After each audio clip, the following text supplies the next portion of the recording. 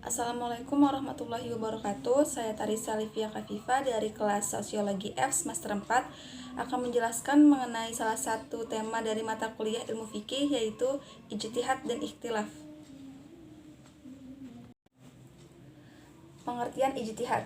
Ijtihad berasal dari kata al-jahad atau al-juhad yang berarti al-masyaqqat, kesulitan atau kesusahan, dan dari kata at-taqat yang berarti kemampuan atau kesanggupan, yang atas dasar dari firman Allah Subhanahu wa taala Quran surah Yunus ayat 9 yang artinya, dan mencela orang yang tidak memperoleh sesuatu untuk disedekahkan selain kesanggupan.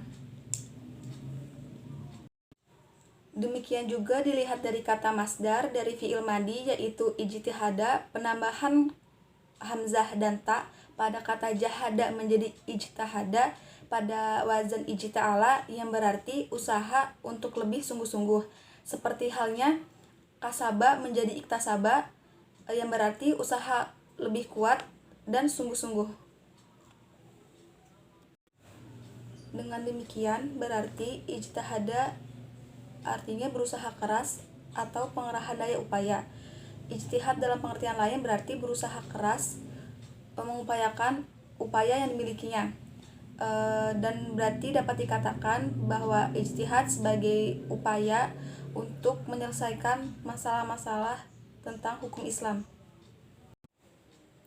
Tetapi ijtihad dapat dilihat dari dua segi, baik etimologi maupun terminologi.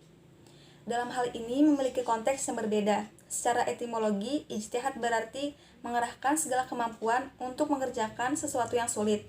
Sedangkan secara terminologi berarti penelitian dan pemikiran untuk mendapatkan sesuatu yang terdekat dengan kitabullah, syara, dan sunnah rasul atau yang lainnya untuk memperoleh nasakh yang maku agar maksud dari tujuan umum syariah yaitu maslahat.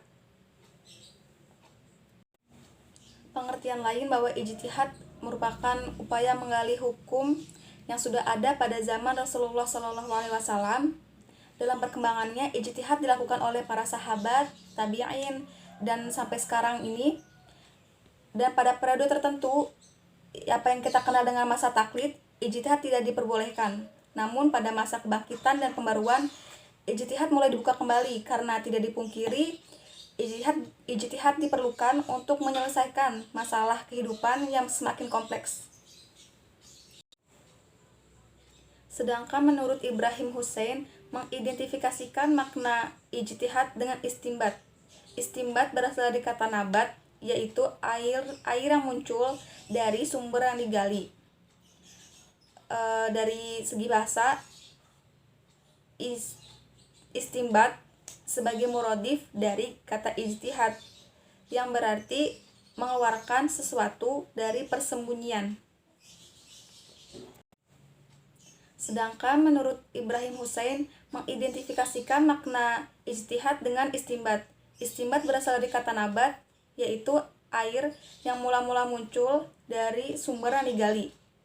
Dari segi bahasa, istimbat sebagai muradif dari kata ijtihad yang berarti mengeluarkan sesuatu dari persembunyian.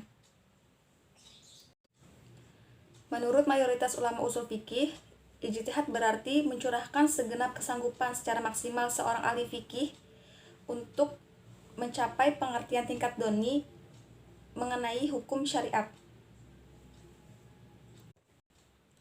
Ijtihad bisa dipandang sebagai salah satu metode penggali sumber hukum. Dasar-dasar ijtihad atau dasar hukum berijtihad adalah Al-Quran dan Sunnah. Di dalam Al-Quran yang menjadi dasar berijtihad adalah Quran Surah An-Nisa ayat 105 yang artinya, sesungguhnya kami telah menurunkan kitab kepadamu dengan membawa kebenaran, supaya kamu mengadili antara manusia dengan apa yang telah Allah wahyukan kepadamu. Dan janganlah kamu menjadi penantang orang yang tidak bersalah karena membela orang-orang yang khianat. Selanjutnya yang akan saya jelaskan mengenai ikhtilaf. Dalam pemikiran adalah hal yang tidak dapat dihindari. Akal manusia tidak dapat memungkiri akan hal ini, karena pada kenyataannya ikhtilaf itu ada, sedangkan syara juga tidak melarangnya.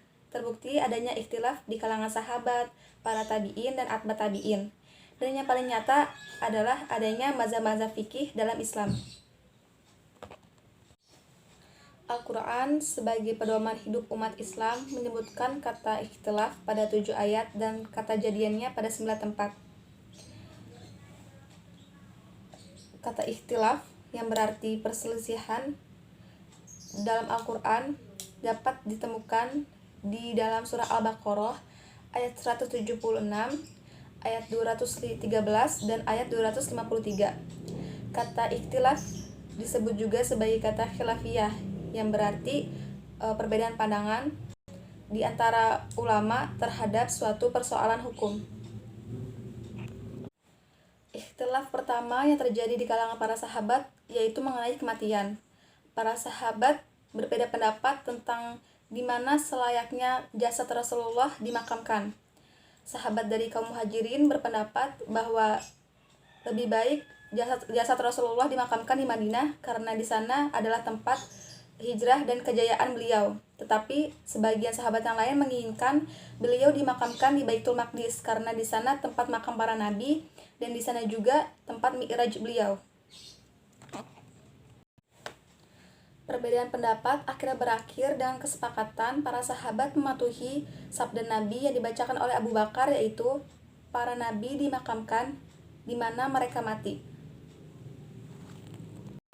Masih banyak perbedaan yang terjadi antara para sahabat seperti Umar dan Ali, Umar dan Abdullah ibnu Mas'ud, Ibnu Abbas dan Zaid bin Sabit. Tetapi perbedaan ini tidak pernah berujung kepada perselisihan, melainkan menambah khazanah hukum dalam Islam, karena niat mereka satu, yaitu demi kebenaran. Baik, sekiranya itu yang bisa saya sampaikan, kurang lebihnya mohon maaf. Wassalamualaikum warahmatullahi wabarakatuh.